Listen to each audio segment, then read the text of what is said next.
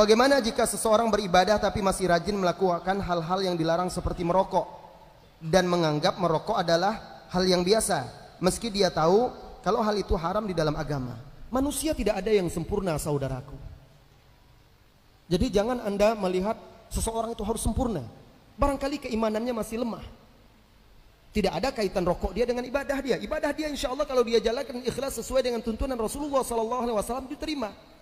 Kalau dia merokok itu kesalahan dia, maksiat dia akan mempertanggungjawabkannya di hadapan Allah Subhanahu wa taala. Doakan dia dapat hidayah, dapat petunjuk dari Allah Subhanahu wa taala. Seseorang ahlus sunnah, seorang yang mengaku mengikuti sahabat Nabi, kalau dia tergelincir melakukan sebagian maksiat, tidak otomatis mengeluarkan dia dari ahlus sunnah, dari sunnah, tidak. Ada orang dia masih isbal, lalu dikatakan dia tidak salafi, tidak sunnah, tidak bisa.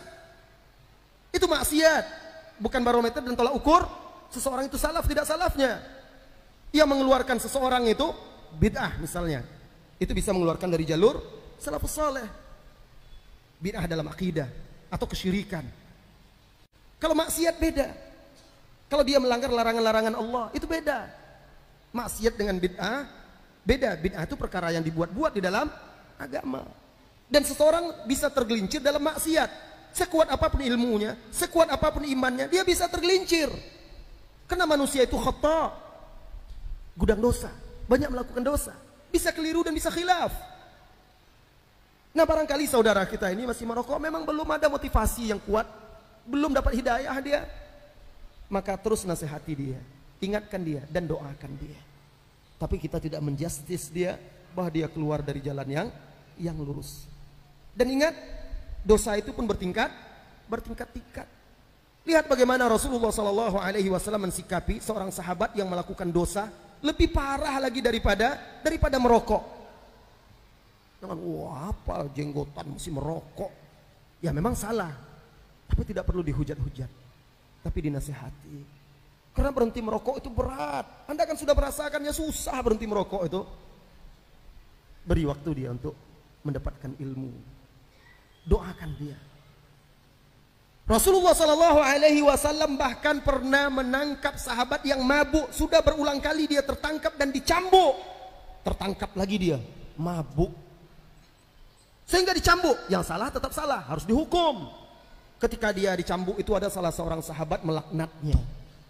Dilaknat oleh para sahabat, oleh seorang sahabat. Rasulullah mendengar laknat tersebut. Maka Rasulullah berkata kepada sahabat itu, la tal'anu, jangan laknat dia. Inilah a'lam annahu yuhibbullah wa rasulah.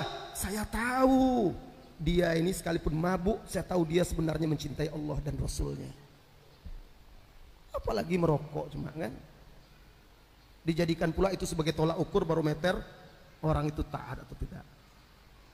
Apalagi lingkungan dia dari kecil dia merokok, kan susah itu. Doakan dia, ajak terus, nasihati terus, agar dia bisa dapat hidayah dan meninggalkan perbuatan yang tidak baik itu.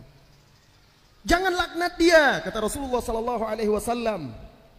Sesungguhnya aku tahu dia ini mencintai Allah dan Rasulnya. La takunu aunan lisyayatin ala ikhwanikum. Jangan kalian menjadi pembantu syaitan untuk menyesatkan dan menjauhkan saudara-saudara kalian. Syaitan yang akan gembira. Akhirnya orang ini merasa dihukumi, sudah semakin jauh dia. Semakin jauh dia dari jalan yang benar.